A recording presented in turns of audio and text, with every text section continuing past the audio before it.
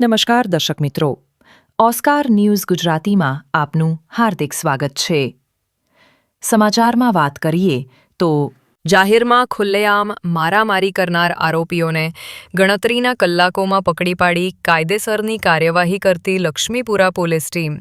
આરોપીઓના નામ એક મોક્ષ ધર્મેન્દ્રકુમાર ચંદેલ ધંધો અભ્યાસ રહે કે 101 શિવાભી લક્ઝુરિયા જીજી માતા મંદિર પાસે માણેજા ક્રોસિંગ રોડ માનેજા મકરપુરા વડોદરા શહેર મૂળ રહે મુઝફ્ફરનગર ખટોલી પાસે તા મુઝફ્ફરનગર જિલ્લો મુઝફ્ફરનગર ઉત્તર પ્રદેશ.